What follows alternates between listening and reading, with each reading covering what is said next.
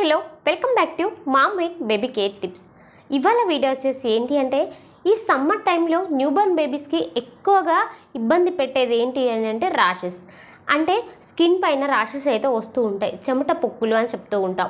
So ఇవి ఎక్కువగా ఎక్కడ వస్తూ ఉంటాయి పిల్లలకి? బుగ్గల పైన కానీ, ఈ మెడల దగ్గర కానీ, పిల్లలకి కొంచెం లడ్డుగా ఉన్న పిల్లలకైతే మడతల దగ్గర కానీ, లేదా వీపు దగ్గరలో చాలా ర్యాషెస్ అయితే వస్తూ ఉంటాయి. సో చెమట పొక్కుల్లాగా ఉండడం అయితే జరుగుతూ ఉంటుంది అన్నమాట.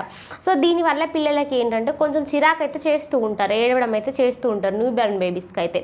సో మరి అసలు ఈ చెమట పొక్కులు అనేవి ఎందుకు వస్తాయి? సో ఇవి తగ్గించుకోవాలంటే ఇంట్లో ఏమైనా యూజ్ చేయాలా? ఇదంతా కూడా ఈ వీడియోలో క్లియర్గా తెలుసుకుందాం. వీడియోకి వెళ్ళిపోయే ముందుగా మన ఛానల్ అయితే సబ్స్క్రైబ్ అయితే చేసుకోండి, పక్కనే ఉన్న బెల్ ఐకాన్ అయితే క్లిక్ చేయండి. నేను పెట్టే ప్రతి వీడియో కూడా మీకు ముందుగా నోటిఫికేషన్ రూపంలో రావడం అయితే జరుగుతుంది. ఏదైనా సందేహాలు ఉంటే కింద కామెంట్ చేయండి, తప్పకుండా నేను మీకు రిప్లై ఇస్తాను. ఇక వీడియోలోకి అయితే న్యూబోర్న్ బేబీస్కి ఎక్కువగా ఈ సమ్మర్ టైంలో ఫేస్ చేసే ప్రాబ్లం ఏంటంటే ర్యాషెస్ అన్నమాట. సో చెమట పొక్కులు. ఈ చెమట పొక్కులు ఏంటంటే ఎక్కువగా పిల్లలకి ఈ బుగ్గల పైన కానీ, లేకపోతే ఈ మెడల దగ్గర కానీ, లేకపోతే మడతల దగ్గర ఈ చెమట పొక్కులు అయితే వస్తూ ఉంటాయి. ఎందుకు ఇలా వస్తూ ఉంటాయంటే, సో పిల్లలకి స్కిన్ అనేది కొంచెం సెన్సిటివ్గా ఉంటుంది కదా. సో చెమట వచ్చినప్పుడు వాళ్ళకి మనలాగా తట్టుకునే కెపాసిటీ అయితే ఉండదు కదా. సో అందుకనే ఈ చెమట పొక్కులు అయితే వస్తూ ఉంటాయి ఈ వేడి వల్ల. సో మరి ఎలాంటి జాగ్రత్తలు తీసుకోవాలి? సో ఇలా వచ్చినప్పుడు ఏంటంటే కొంతమంది తల్లులు ఏం చేస్తూ ఉంటారంటే, నార్మల్గా అయితే ఆ చెమట వచ్చిందనేసి చెమట రాకూడదు అనేసి ఏం చేస్తారు అంటే, ఈ మెడల దగ్గర కానీ, ఈ చంకల దగ్గర, పిల్లలకి మడతల దగ్గర బాగా పౌడర్ అద్దుతూ ఉంటారన్నమాట. సో అలా పౌడర్ ఎక్కువగా అప్పుడు కూడా ర్యాషెస్ అయితే వస్తూ ఉంటాయని చెప్తూ ఉన్నారు డాక్టర్స్. ఎందుకంటే మీరు అలా పౌడర్ అద్దడం వల్ల ఆ చెమట అనేది బయటికి వెళ్ళిపోకుండా అది అందులోనే ఉండి ఎండ అనేది తగలడం వల్ల ఏమవుతుందంటే పిల్లలకి ర్యాషెస్ అంటే చీము పొక్కుల్లాగా కానీ, లేకపోతే నీటి పొక్కుల్లాగా రావడం అయితే జరుగుతూ ఉంటుందన్నమాట. సో అందుకనే మీరు ఎక్కువగా పౌడర్స్ అయితే యూజ్ చేయదు.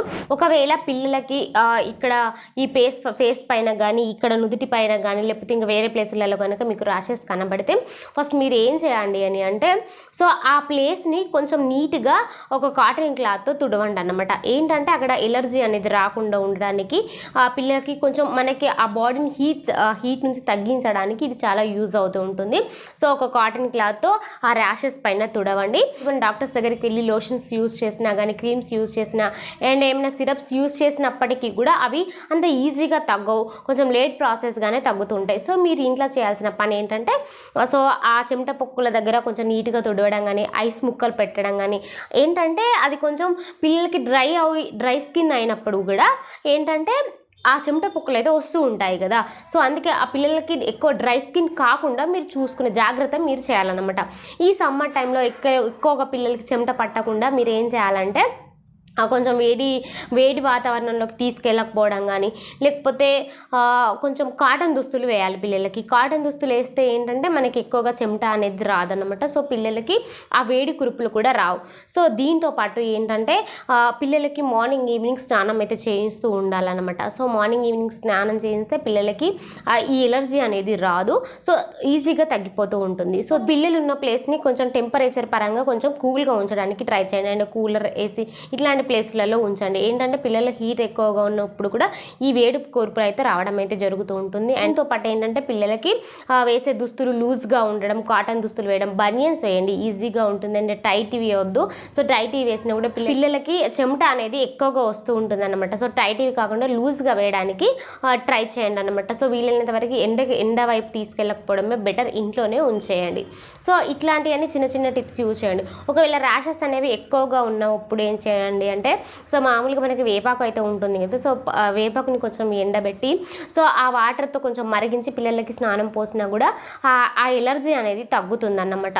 సో నార్మల్గా అయితే ఎప్పుడైనా ఇవన్నీ యూజ్ చేసినా, ఒకవేళ మీరు మెడిసిన్స్ యూజ్ చేసినా కూడా అవి కొంచెం లేట్ ప్రాసెస్గానే తగ్గుతాయి. వెంటనే తగ్గాలి అంటే తగ్గవు, బట్ కొంచెం కొంచెంగా తగ్గడానికి మీరు ఇవన్నీ చేయాలన్నమాట. ఇవన్నీ చేస్తే డెఫినెట్లీ ఈ సమ్మర్ టైంలో వచ్చే ఈ వేడి ర్యాషెస్ నుంచి పిల్లల్ని బయటపడేయాలంటే ఖచ్చితంగా ఈ టిప్స్ అయితే యూజ్ చేయండి అనమాట. డెఫినెట్లీ మార్నింగ్ ఈవినింగ్ స్నానాలు అయితే పోయండి. దీంతోపాటు కొంచెం పిల్లల్ని చల్లదనానికి ఉంచడానికి ట్రై చేయండి అన్నమాట. సో ఇలా చేస్తేనే ఆ ర్యాషెస్ అనేది తగ్గుతూ ఉంటుంది. ఉంటుంది. నేను చెప్పినట్టుగా వేపాకు కూడా ట్రై చేయండి ఒకవేళ ర్యాషెస్ అనేది ఎక్కువగా ఉంటాయి. లేదు పిల్లలకి ఇంకా చాలా ఇబ్బందిగా అవుతుంది, బాగా ఇబ్బంది పెడుతుంది, ఆ కురుపులనే వేరే విధంగా ఉన్నాయి అంటే ఒకసారి డాక్టర్ని అయితే కన్సల్ట్ అవ్వండి. సో వాళ్ళు ఏమైనా క్రీమ్స్ కానీ లేకపోతే లోషన్స్ ఏమైనా ఇచ్చినప్పుడు కూడా అవి యూస్ చేయండి. సో ఫ్రెండ్స్, క్లియర్గా తెలుసుకున్నారు కదా. సో పిల్లలకి సమ్మర్ టైంలో వచ్చే వేడి కురుపుల నుంచి ఉపశమనం పొందాలంటే ఏం చేయాలి అనేది ఇక మరొక వీడియోలో నేను మీ ముందుంటాను. ఈ వీడియో కనుక మీకు నచ్చితే లైక్ చేయండి, షేర్ చేయండి, మన ఛానల్ అయితే సబ్స్క్రైబ్ చేసుకోండి. Thank you so much.